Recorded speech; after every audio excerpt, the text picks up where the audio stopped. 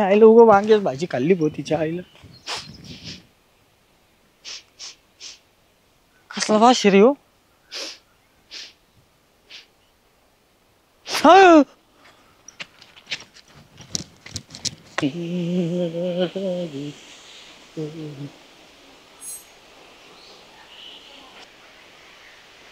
सुजाता भाई, कह दूं तुम्हें या चुप रहूं, दिल में मेरे आज क्या है, बोलो तो. मग काय म्हणता बाई? चेअरमन, मला लय टेन्शन आलंय. अहो चेअरमन असल्यावर सुजाताबाईने टेन्शन घ्यायचं असतं वय.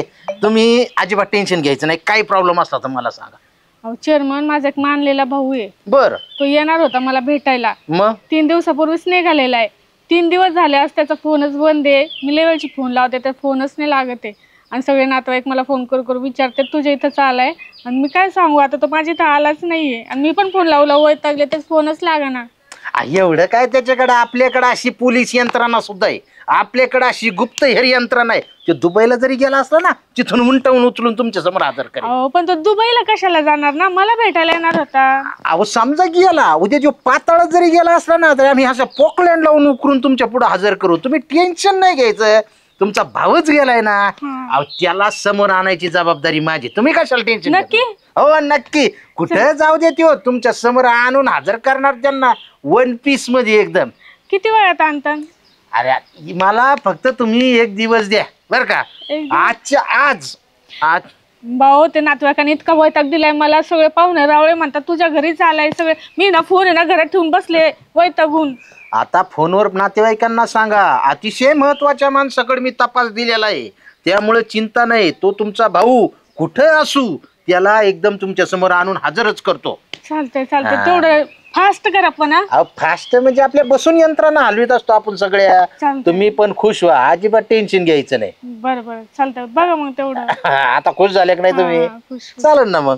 मी निघतो लगेच पुढच्या तपासाला. बरं बरं, लवकर करा बरं का. लगेच. वर आभाळ खाली धरती, दिस आलाय माथ्यावरती, आल्याड डोंगर. समोर बघून चाल ना. तुला काय माणसं दिसणार काय? अरे बाळू भाऊ, काय सांगू राव तुला. काय बॉडी बॉडी बॉडी? हा, तुला काय आता जिमला जायचं काय? ती बॉडी नाही, मग dead body. Dead body. Dead body? हा, कुठं? तिकडं खाली वाड्याला. अयो आईला मग कुजली, वास येतोय नुसतं नाही का, सडायला लागली ती. वास येतोय? मला तर ना मर्डरच वाटतोय. मर्डर. ओ आईला मर्डर म्हणलं अवघड आहे. एक काम करावं लागेल आता, पहिलं सरपंचाला जाऊन सांगावं लागेल. हा मग तू सरपंचाला सांग, मी तर गावातल्या मोठ्या बाकींच्या माणसांना सांगतो. मी सरपंचाला सांगतो. चालेल. सरपंच हे कामल्या, बोल भाऊ गंटन. मी ना आता तिथं डेड बॉडी बघितली. काय बघितली? Dead body. कुठं? आपल्या वाड्याची इकडं. भड्याची इथं? हा. काय बोलतो? हा, मी गेलतो टॉयलेटला. हा गेलतो म्हणजे चाललो होतो. हा. आणि चालता चालता असा वास आला नाही का, हा. काही ते सडल्यासारखा. अरे बाप.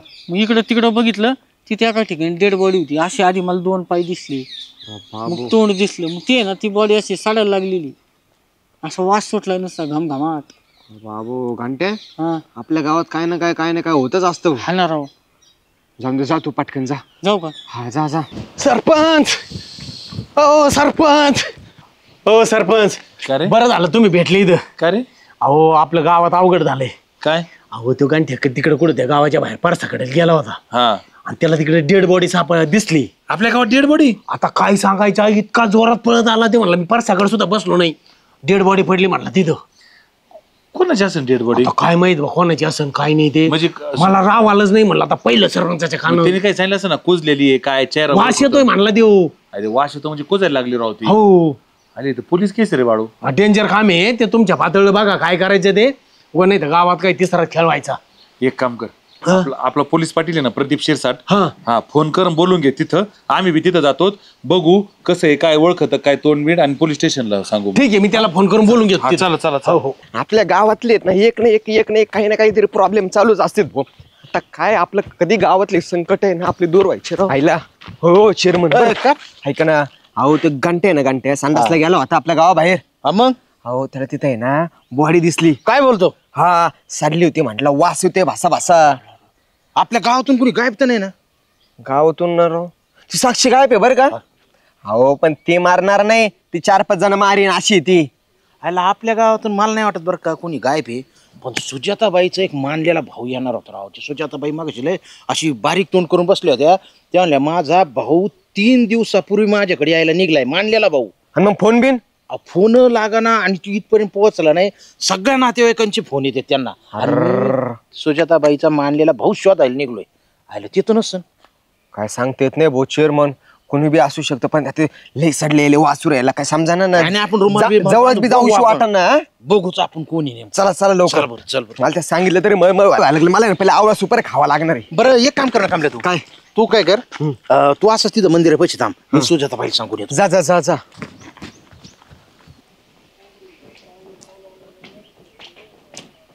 हो चेअरमन, भेटला का माझा भाऊ? हा शोधतच आहे आम्ही त्यांना बरं का. तुम्ही तर म्हणाले मोठी यंत्रणा नाही, लगेच शोध लावतो हे करतो ते करतो. आमची यंत्रणा कामाला लागलेली, आमच्याकडे काही बातमी आलेली, पण आता तुम्हाला कसं सांगावं मला काही समजना. आता तुम्हालाच आहे ना मी जे सांगणार आहे त्यासाठी आता तुम्ही तुमच्या मनाची तयारी करा सुजाताबाई. कारण काही गोष्टी आहेत ना आपल्या हातात नसतात, सगळ्या देवाच्या मनावर चाललेल्या असतात. त्यामुळं तुम्ही असं मन घट्ट करा तुमचं. आता काय आहे, जी गोष्ट व्हायची ती होऊन जात असते. काय म्हणताय चेअरमन, तुम्ही डायरेक्ट बोला ना, मला काही कळनाच. काय झालंय बरं का, गावाच्या बाहेर एक गांठ्याला अशी एक डेड बॉडी दिसली तिथं. काय? हा आता ती आम्ही पाहायला जाणार आहेत, पण तुम्हाला म्हणलं सांगा काय झालंय. आता ती तुमच्या भावाचीच असं असं काही नाही, पण असू पण शकते.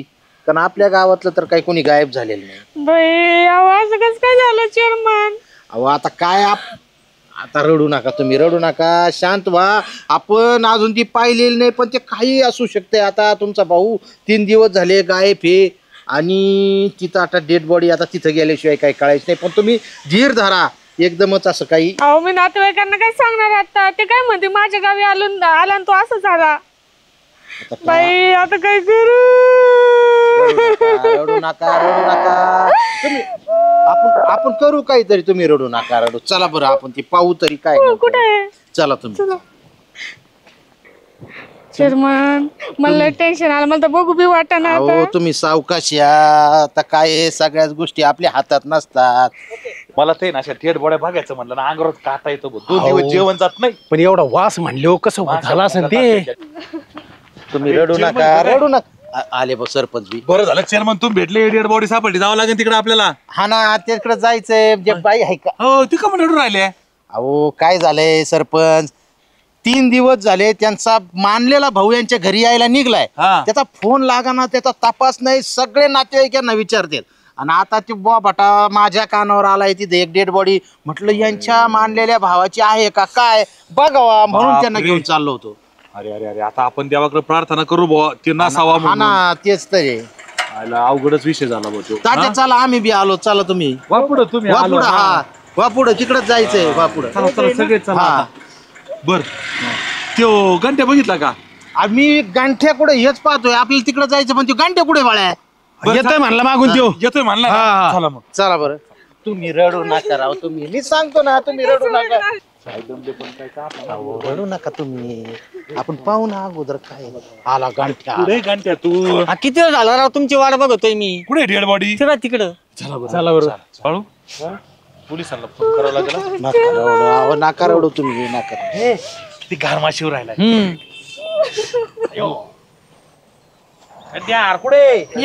थांबा तुम्ही नका जाऊ पुढं.